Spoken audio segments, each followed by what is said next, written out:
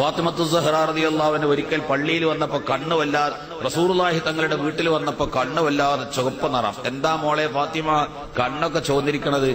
ഒന്നുമല്ല, ഞാനും എന്റെ ഭർത്താവായ അലിയും കൂടി തമാശ പറഞ്ഞ് കുറച്ച് കൂടുതൽ ചിരിച്ചു. ഞാൻ കുറെ കൂടുതൽ ചിരിച്ചിട്ട് കണ്ണ് ചോന്നതാണ്. മകളെ ഫാത്തിമ, നീയും നിന്റെ ഭർത്താവായ അലിയും കൂടി തമാശ പറയുന്നതിനിടയിൽ ചിരിച്ച് കണ്ണ് ചുമന്നു, അത്രമാത്രം തമാശ പറഞ്ഞു. നല്ലത് തന്നെ, ഞാനതിനെ കുറ്റപ്പെടുത്തുന്നില്ല.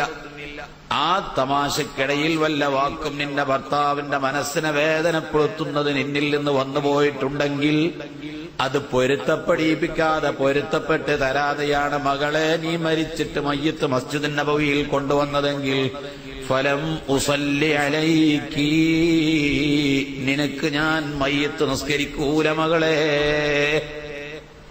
ആ ഭർത്താവിനെ പോയി പൊരുത്തപ്പെടിപ്പിച്ചിട്ട് വാ. ഇത്രത്തോളം ഒരു ഭർത്താവിന്റെ ഹുക്കൂക്കുകളെ പഠിപ്പിച്ച, തമാശയിൽ പോലും ഒരു ഭർത്താവിന്റെ മനസ്സിനെ വേദനപ്പെടുത്തുന്ന ഒരു വാക്ക് പറയരുത് എന്ന് പഠിപ്പിച്ച നബി സല്ലല്ലാഹു അലൈഹി വസല്ലം തങ്ങൾ ശരീഅത്തുൽ ഇസ്ലാം, ഒരു പെണ്ണും ആണും തമ്മിലുള്ള ഹക്ക്, ഭാര്യയും ഭർത്താവും തമ്മിലുള്ള ഹുക്കൂക്കുകൾ എത്ര കടുപ്പമാണ്.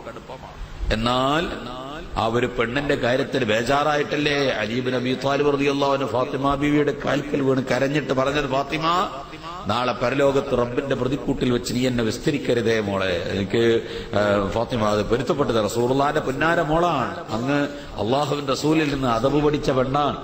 എന്തെങ്കിലുമൊക്കെ ഞാനൊരു ലഈഫാണ്, ഫഖീറായ മനുഷ്യനാണ്.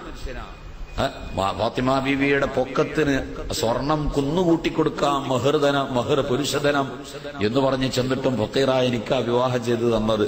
എന്തെങ്കിലുമൊക്കെ അപാകത എന്നിൽ നിന്ന് സംഭവിച്ചെങ്കിൽ നാളെ പരലോകത്തിൽ എന്റെ ഹബീബായ റസൂലുള്ളാഹിന്റെ മുമ്പിലിട്ടിട്ട് എന്നെ സൃഷ്ടിക്കരുതേ എന്ന് അലി റളിയല്ലാഹു അൻഹു ഫാത്തിമ ബീവിയോട് പറഞ്ഞത്. പെണ്ണിന്റെ കാര്യത്തിൽ പരലോകത്ത് കുടുങ്ങുമോ, ഒരാണിന്റെ കാര്യത്തിൽ കുടുങ്ങുമോ? രണ്ടുപേരും തമ്മിലുള്ള ഹുക്കൂക്കുകൾ അത്രയും വലുതാണ്.